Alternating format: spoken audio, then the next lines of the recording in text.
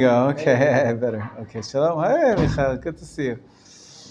Good to see you. Okay, we're going to get started. We're going to talk a little bit about Pesach, especially the Seder night.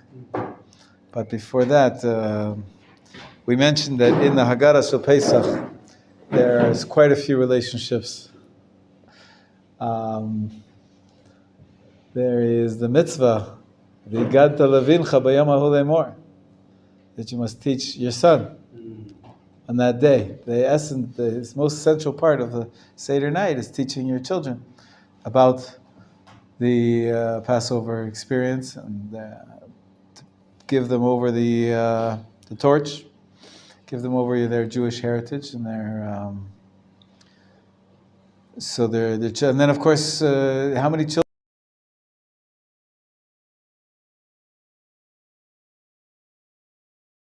they show? One which is wise, one which is evil, one which is simpleton, and one which is or simple, and one which doesn't know even how to ask.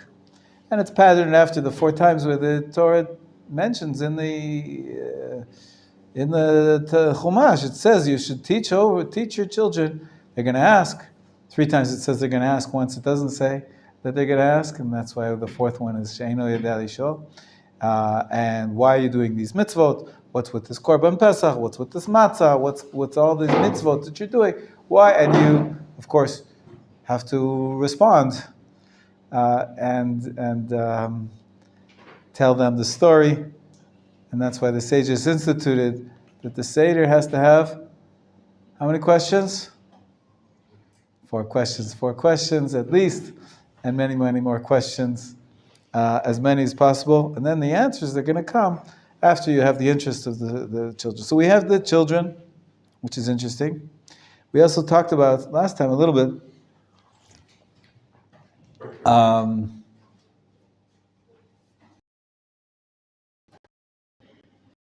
think we talked about the karpas, and it's there seem to be indications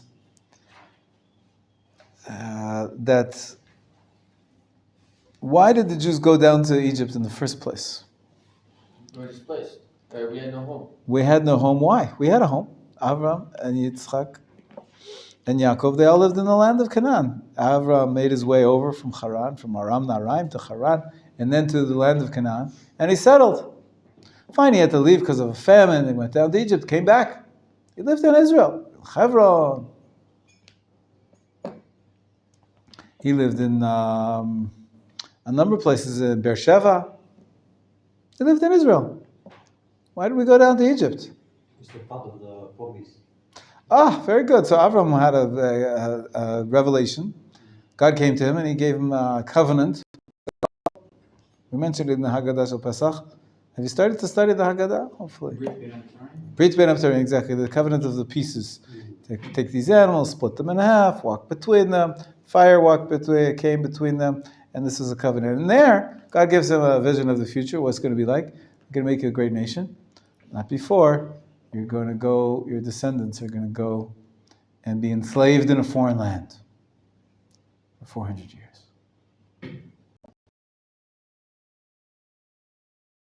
And I'm going to take them out with great wealth, with great possessions, and you'll live happily ever after. That's what it sounds like.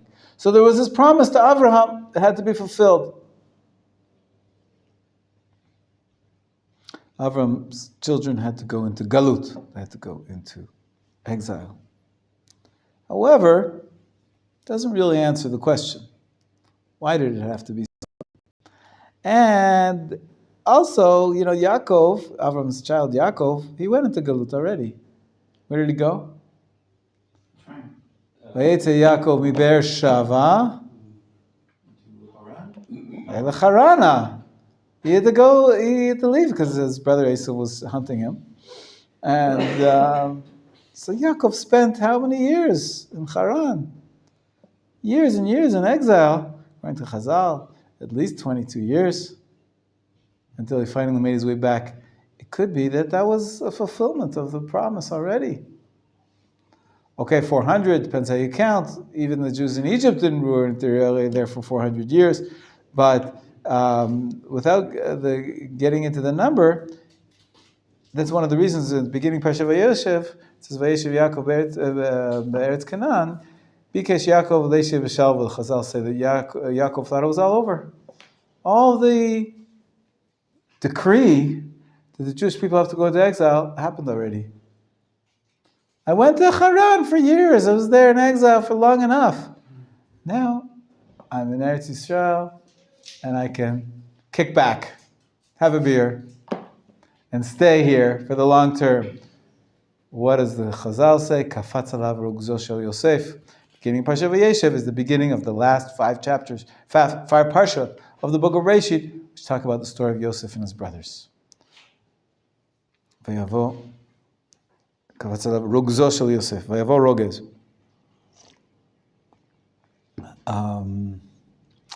Which, by the way, rogez is the same gematria as redu, the 210 years which the Jews actually were in exile. Our sages make a calculation that they weren't there for 400 years; they were only for 200 years, 210 years. Somehow that's what we say in the Haggadah Shel Pesach. Shakadosh Baruch Hu chishev et haketz. Ketz 190. 400 minus 190 is 210.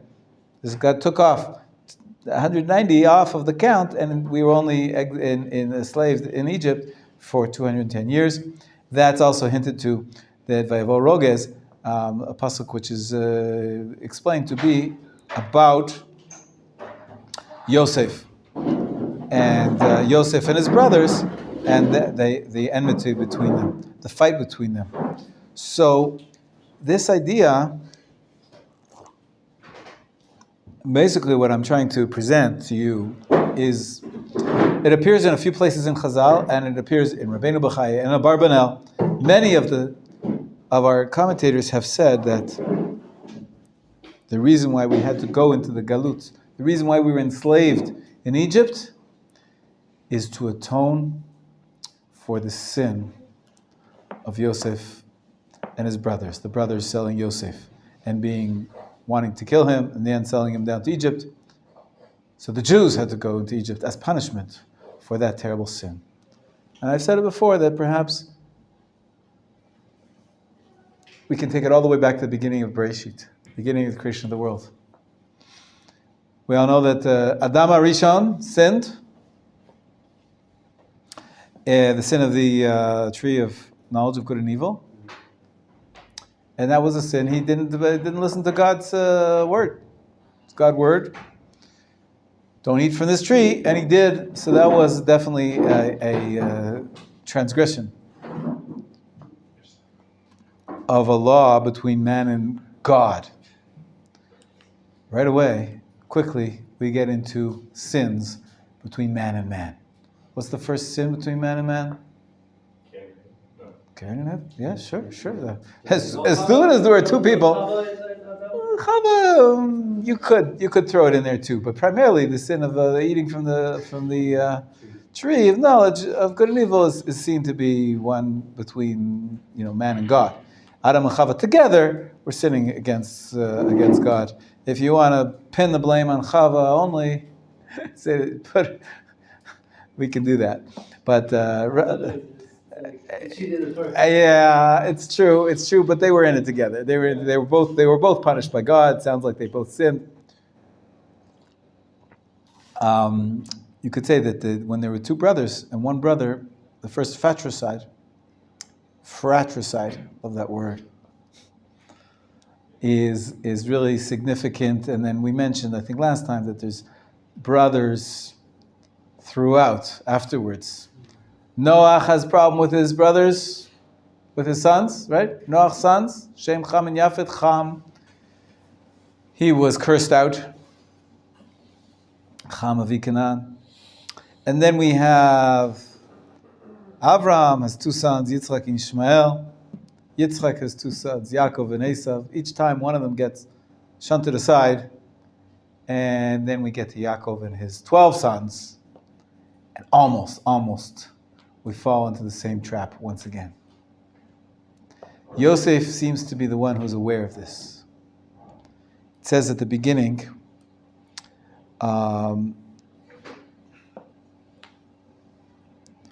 And by the way, it's a Chazal who say that in the Midrash Shochar Tov in Mishlei it says Amar Rabbi Yeshua ben Levi. They quote Rabbi Yeshua ben Levi, one of the Tanaim, Amoraim, excuse me, and he says the reason why the classic in the times of Chazal there were Asara Harugei Malchut, 10 great rabbis that were put to death, that were murdered.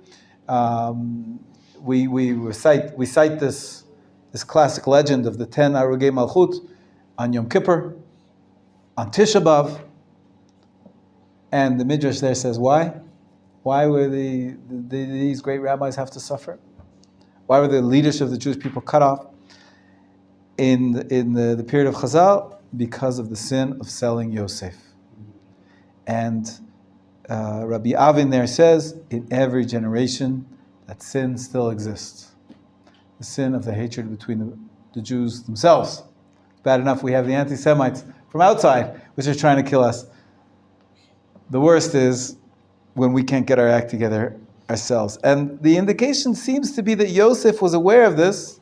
He's must be somewhat guilty himself because it takes two to tango. And if we're going to say that the exile in Egypt and the torture that the Jewish people suffered in Egypt was because of that, Menachem and Ephraim were also suffering in Egypt. There's some traditions that the children of Ephraim stayed separate. They were not subjugated in Egypt. We won't go into that now. We won't have time for it. But simple understanding is that Yosef somehow bears responsibility too. At least at the beginning, we see that Yosef started it off. The Torah explicitly says that he spoke Lashon Hara. Right? Yosef vayaveti batam ra'ai lavihem. He tattletaled on the brothers. And so that's already a beginning of the problem. Then the continue. Also, the brothers. To Yaakov that he repeated what his father did, that he had the liking for one of his sons more than the other ones. Exactly. Chazal saying Bava Kama that there's one should never make a discrepancy between his sons. You should never show favoritism. Because Yaakov, he bought a coat for 2 selas. Some people say that's the song at the end of the Haggadah, the goat, which was bought for 2 zuzim.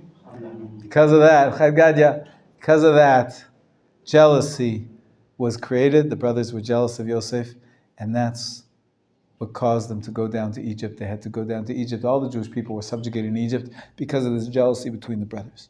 So the sin of the brothers, a little bit the sin of Yosef, who started it too, the fact that he was not showing solidarity, he was tattletaling on them. This is the critical sin of hatred, of disunity between the brothers, which caused the horrible exile, which needed to be fixed. So there's a few indications that Yosef was trying to fix it already.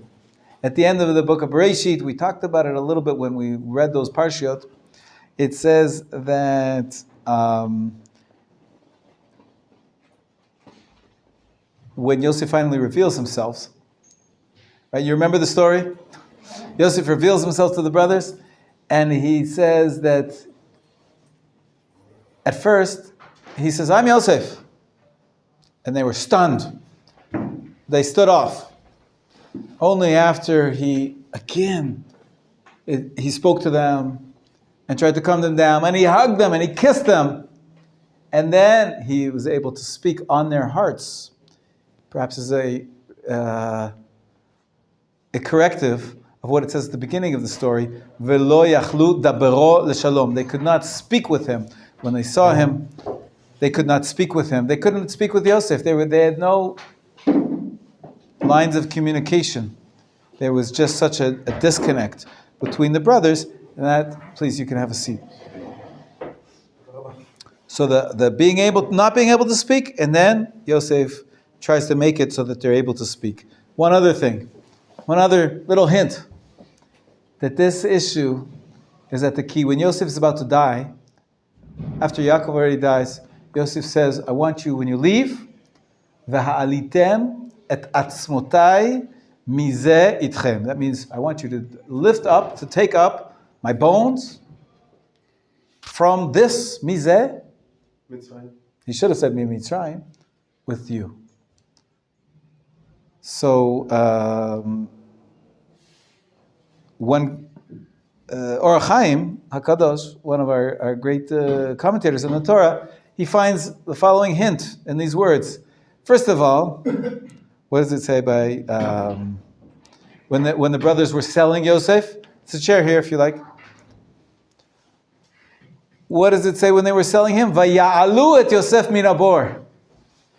That they were going to kill him first. They decided not to kill him. They put him into the pit. And then when they saw these merchants coming by, they pulled him up out of the pit. Vaya'alu et Yosef. So they were selling him down the river, literally down to the river, and it uses the phrase of bringing him up, taking him up out of the bore. That was part of how they were selling him. Yosef says, when I die, bring up my bones with you. In other words, make a corrective, fix this problem that you sold me, you tried to get rid of me, take my bones with you. And not only that, so the ha'alitem, rising, taking up the bones as a corrective for taking up Yosef out of the pit, but also the word mizeh. Because when Yosef goes to search for his brothers, back to the book of Bereshit, who remembers? We finished the book of Shemot this week.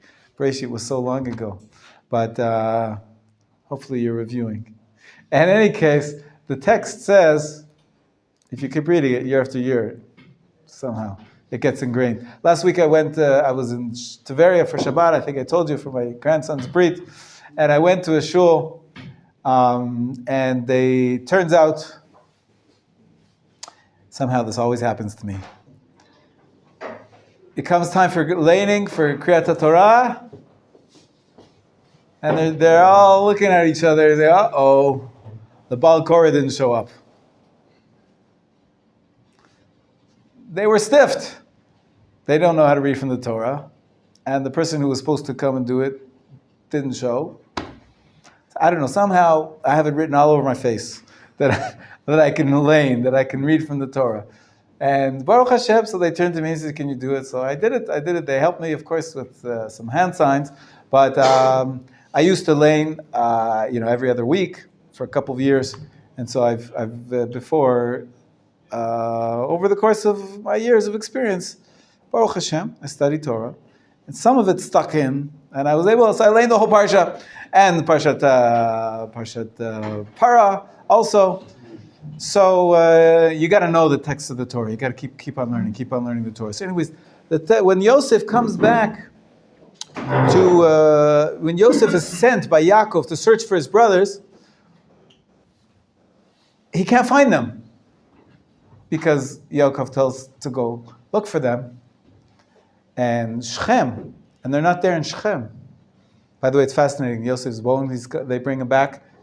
They bury him in Shechem. Shechem is the place which becomes the coronation place for the kingdom. In any case, without getting sidetracked too far, he gets to Shechem and he can't find his brothers. And then there's a man. Vayimtze'eu ish v'nei to'eh basadeh. Yosef's floundering. He doesn't know where to go. He's sent by his father to look for his brothers. He can't find them. And he asked them, have you seen what's going on? The man mysteriously shows up. Chazal explained that whenever there's Jewish history needs to be pushed ahead, there's an angel that comes and pushes it in the right direction. This was Gavriel, the angel. Anyways, it says a man found him, and he said, Yosef asked him, where are my brothers? He said, Nas'u mizeh. They traveled from here. But again, mizeh. It's a little bit of a strange phrase. It's a very unique phrase. It's only used one other time in the Torah. In the story of Yosef and his brothers. Yosef asked them, V'ha'alitem et atzmotai mizeh itchem. And the Or Chaim HaKadosh says, the mizeh, when you take my bones from here, that will be a rectification of Nas'u mizeh. Because what was that angel, Gavriel, what was that man saying to them? That they traveled from here. They're not here any longer? Rashi on the Torah says, it was a metaphor. They traveled, nas'u min ha'achva. They traveled from brotherhood, from their sense of being together with you. They've left you. They've left you. They've separated themselves off from you. And when he chases after them to Dotan, and they see him coming, the Torah says, "Vayir'u oto merachok." They saw him coming from afar, and they hated him. They couldn't talk to him, like we said, "Le'achlu darbo shalom." We said that before. Merachok. Vayir'u oto merachok. This word merachok also only one other time used in the entire Torah. Who stands from afar and gazes from afar, not looking from afar and not being able to connect to the brothers, and hating, I'll give you a hint, not hating her brother, but trying to watch over him, who stood afar to see what's going to happen to her brother, Miriam. Many ways, Miriam, Aharon, and Moshe, the threesome, the three brothers and sister, threesome, in many ways, the Torah is giving us a sample of the exact opposite. It's the corrective for the hatred between the 12 sons of Yaakov. We have a couple hundred years later, Moshe, Aaron, and Miriam. And they loved each other. What does it say by Miriam? V'tetatzav achoto merachok. To see what, she stood there from afar to see what was going to happen to him. They didn't just put him in the ark, in the little boat on the river, and maybe he'll be swallowed by a crocodile. She looked out for him. She looked out for him to see what was going to happen. And ultimately, we know the story that she was taken in, and Miriam stepped up and suggested that I'll find you a nursing mother that can nurse her. And she brought, of course, Moshe's mother, who took care of Moshe as a wet nurse. So we find the Torah gives us these little hints in the story itself, that we need to correct the sin of the hatred between the brothers when we're getting out of Egypt. Yosef says, "Ha'alitem et atzmotai, ha'alitem," like vaya'alu et Yosef min habor, mizeh, merachok. And there's one more. I mentioned Miriam, but also Aharon. What happens? Moshe, fast forward, Moshe is in Midian, running away from Paro, and he sees the burning bush. God says, go take the Jewish people out of Egypt. What does Moshe say? No, I can't do it. Can't do it. Let my brother do it. Can't do it. He doesn't say let my brother do it. He says, I can't do it. I can't talk. I can't talk. Let I can't. someone worthy do it. Yeah, someone else. Please take someone else. God responds, and he says, don't worry, I'm going to send somebody with you. Who am I going to send with you? Aaron. Chazal read this very, very sensitively, and they say, what is Moshe worried about? My brother is going to be jealous of me. I'm his younger brother. He's the older one. I'm going to come back and say, I'm the Savior? I was sent by God to take it. And I want you to be my spokesperson. Aaron's supposed to be.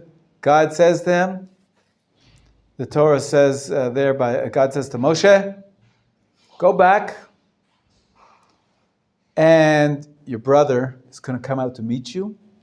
V'ra'acha, and he will see you, maybe from afar. It doesn't say the word afar there, but it says that Aaron will see you. V'ra'acha v'samach belibo.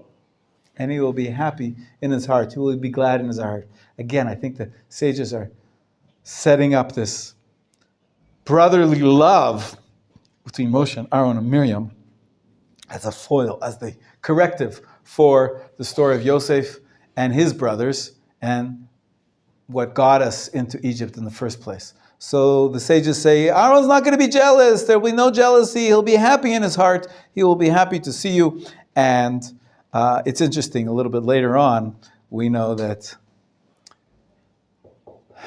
all was not rosy between the three brothers until the end. Every day, there's a mitzvah to remember 6 things. Who says them at the end of their shacharit prayers? It's in the Siddur. You know what I'm talking about? Sephardim have 10.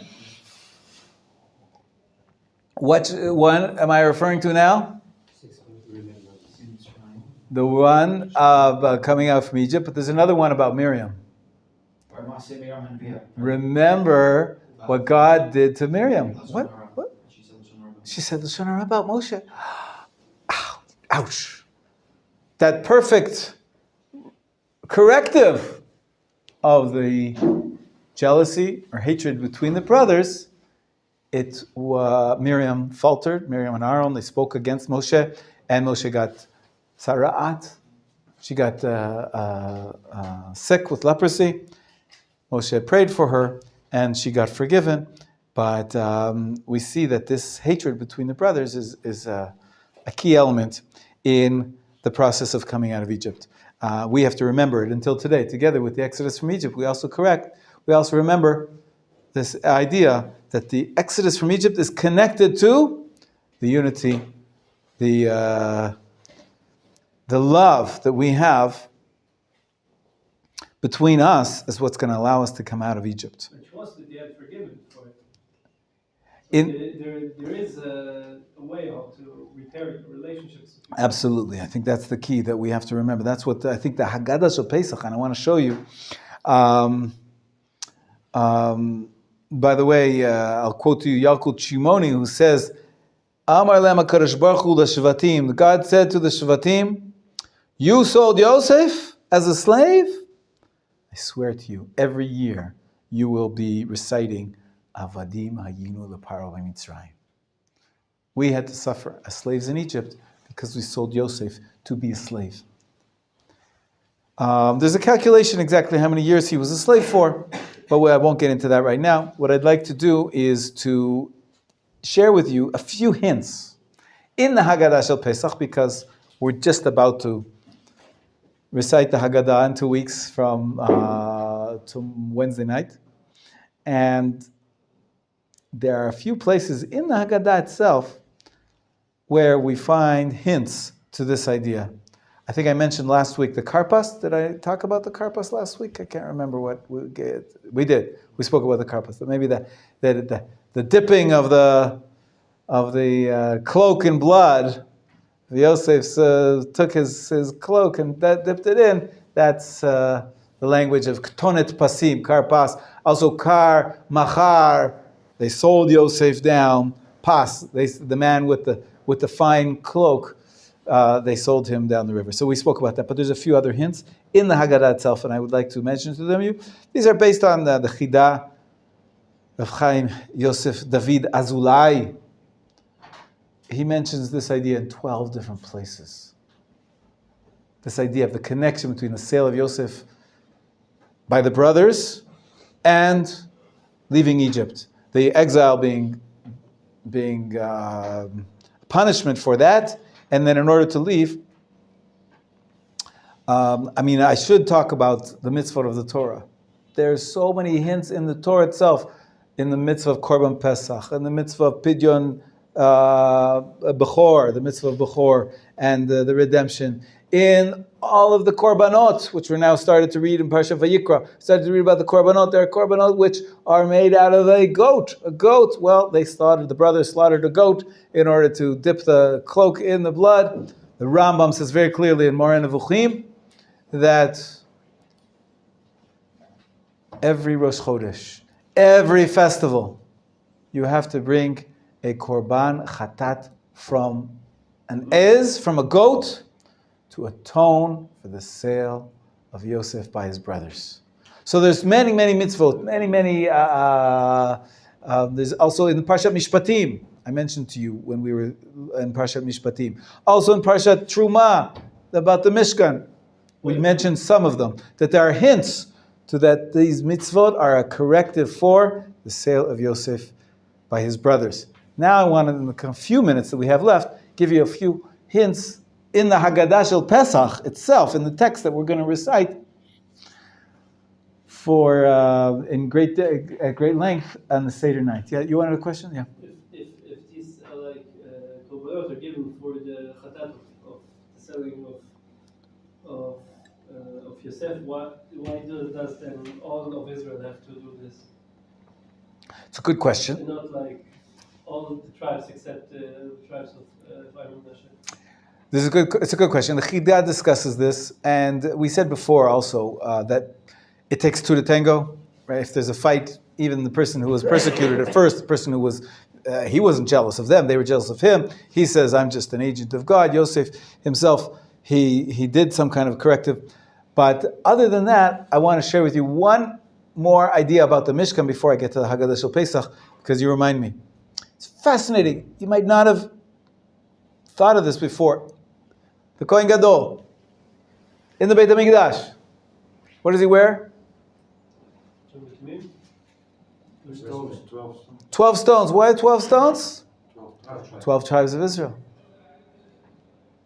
There's one tribe missing. What tribe was not on the 12 stones? Sorry? Levi was on there. Of course he was.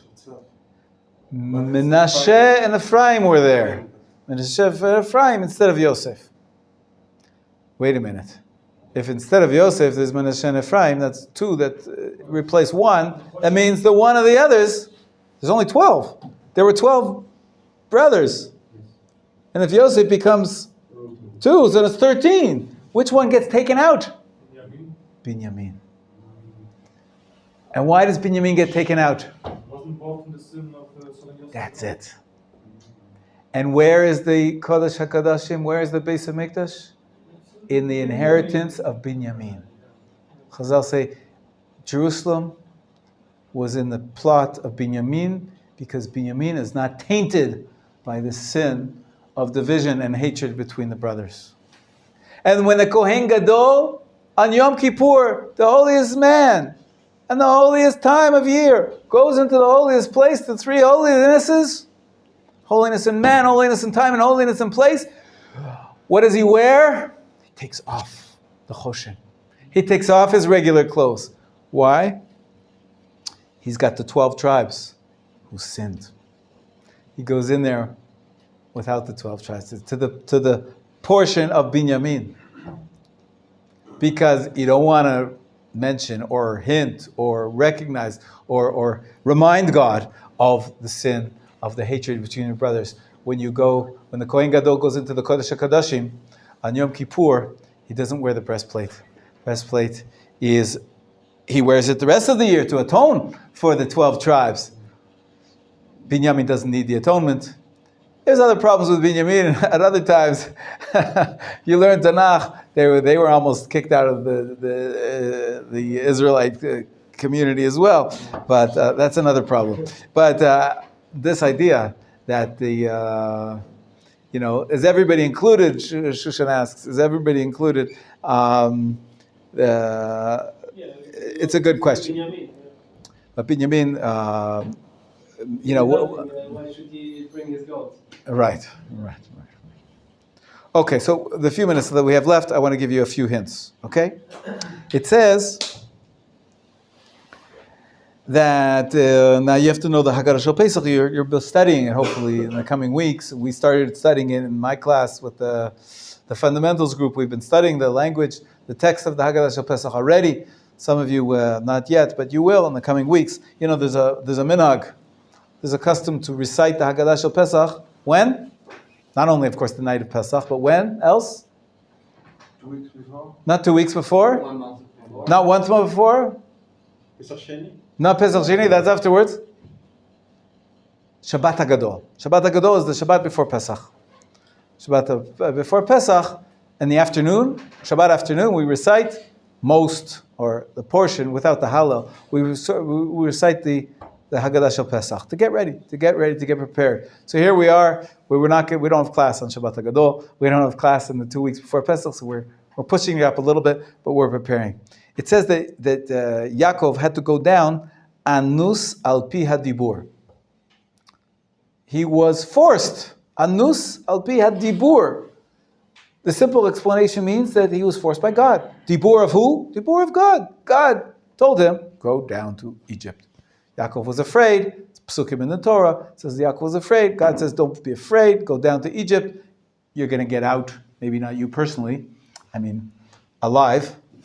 Yaakov gets out to be buried. But your children will come out as was promised to Avram Avinu. Anus al pi hadibur. So Yaakov was sort of forced. His hand was forced by the speech of God. But the Chidah says, what was he forced to go down? By the speech. Which speech? We mentioned before. What started the ball rolling was the tattletaling that Yosef spoke against his brothers. So that's another hint that if you want to mention at the Seder, that this whole exile started by the sin of the trouble between the brothers. Next, the Chidah says, "Vayisham legoy gadol." It says that Yaakov and his children, when they went out to Egypt, they became a great nation. Goy gadol. He mentions a goy is one nation. It's an entity. We had all the 12 tribes becoming one nation. That's the exact opposite of splitting apart. It's becoming as one. Another one. He says,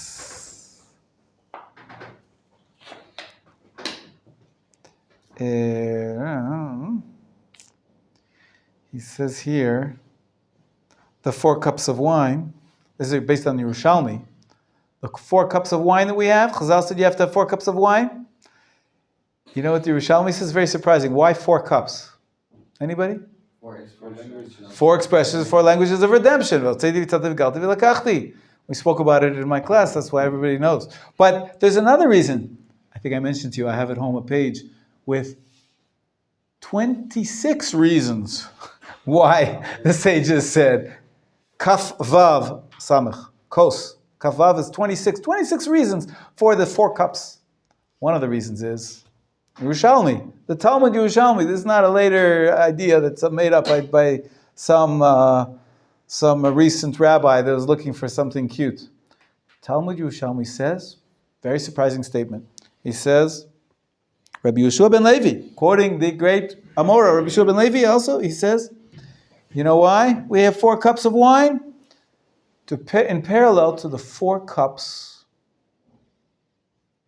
in the dream of the minister of wine of Paro. When Yosef is in jail, he's in jail with the 2 ministers, right? The baker and the butler, the wine butler of Paro. And they each have a dream. And when the wine butler tells about his dream, it says, in my dream, I'm holding a cup. Now, what kind of cup did the Egyptian kings hold? What does the Torah call it? Yosef says he had, when he was the minister, he had a gavia. Right? He had a gavia, not a cup. Only here. A goblet, right? A goblet. A gavia, a goblet. In the dream of the minister, the butler of Paro, it says that he had a cup. Kos. And it says the word kos 4 times. I had a cup, and I squeezed the wine into it, and then I took the cup, and I gave it to Paro, and I gave it back. Very strange. So that's why we have 4 cups of wine, because of the 4 times the word kos is mentioned in the story of the wine butler of Paro. Strangest thing, right? Why should I drink 4 cups of wine? Because of some dream of a butler of Paro who wasn't even Jewish. Fits in with what we've been saying. The sages were trying to tell us, to hint to us, this was the beginning of the redemption, right? Yosef interprets the dream, and then eventually the wine butler remembers him, and when Paro has another dream, he brings him in to save the day and to interpret the dreams. Yosef becomes the vizier of Egypt, whatever the second in command. So the beginning of the redemption of Egypt is through the salvation of Yosef. Yosef was in jail interpreting the dream of this butler because the brothers sold him there. So when we drink the 4 cups, of course it's 4 cups of salvation, 4 cups of redemption. And we're celebrating the redemption, but there's a hint there to how we got there in the first place. There's a hint there back to the story of Yosef, who was sold by his brothers to jail, and he was ended up in the Egyptian jail. It's another hint. Again, these little hints, which you put them all together, and it tells a story. One more, and then I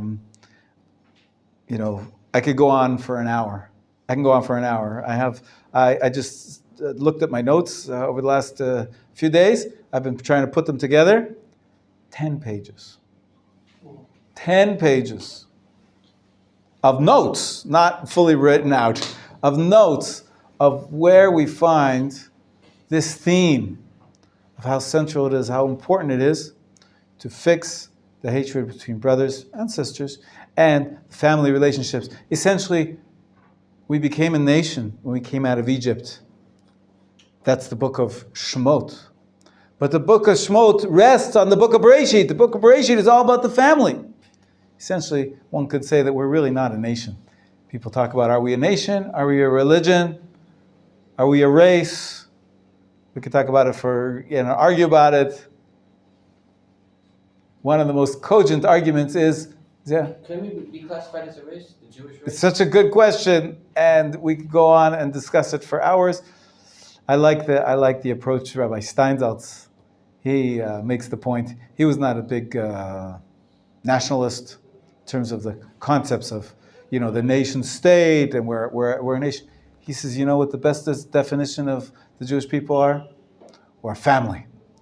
We're a family. And that's why these stories the whole stories of Bereshit, the last 5 chapters of Parshot of the book of Bereshit, you could say it's the greatest portion of the whole book of Bereshit is about Yosef and his brothers. And then in later mitzvot of the Torah and stories in the Torah, we find this theme repeated over and over again, correcting the original sin. The original sin between man and man is Cain and Hevel, and it's really basic, the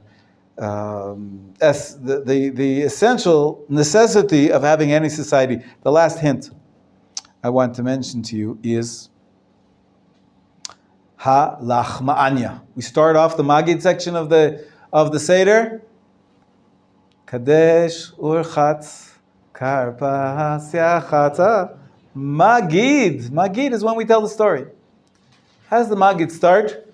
Everybody knows the 4 questions, the 4 sons, it's true. There's one little paragraph before we start the 4 questions. It's called halach ma'anya. This is the bread of affliction that our forefathers ate in Egypt.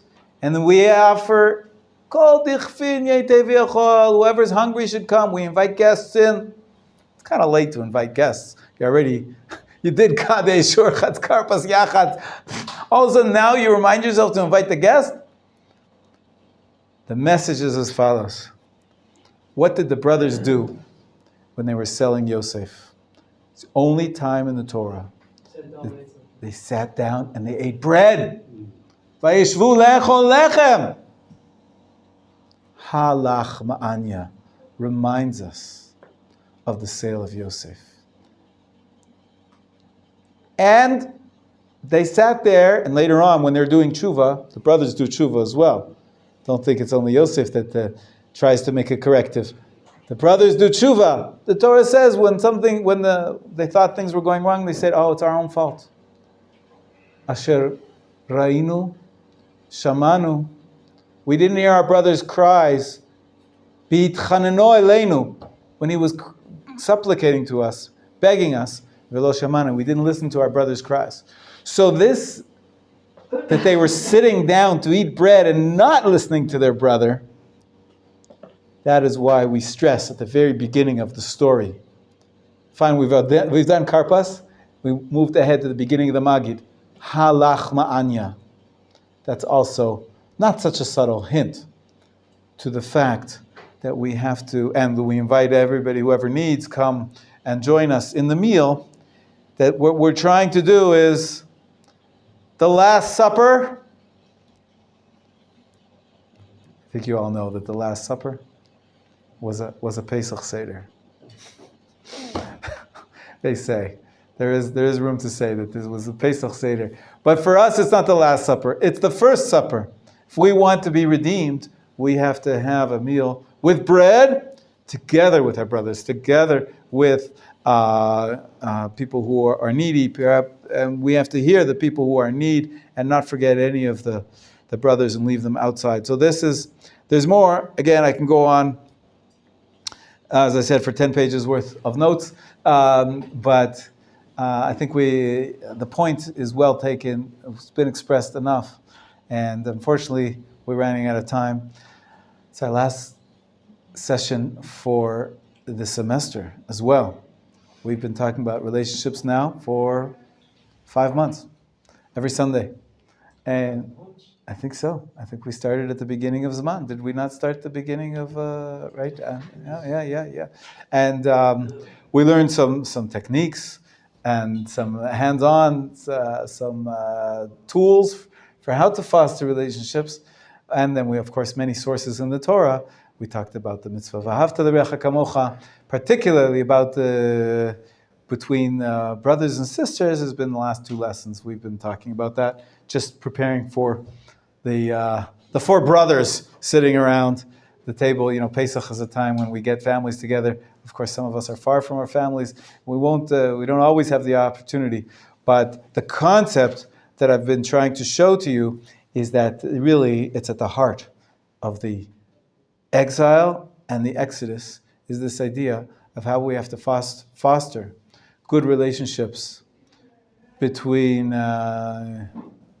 ourselves and our spouses, ourselves and our family members, our children. If you have one more minute, I'll give you one more idea. You have another minute? Or we're okay? One more minute. You should tell over. That's the mitzvah, to tell the story of Yetzias Mitzrayim. It's called Haggadah Shel Pesach. We use the word Haggadah. Why don't we say the Saper? Haggadah. What does Haggadah mean? There's 2 etymologies that I saw. It's a beautiful idea for the word V'higadat levincha. One is Gid is a sinew, a very hard sinew. A gid is something that connects 2 parts of the body.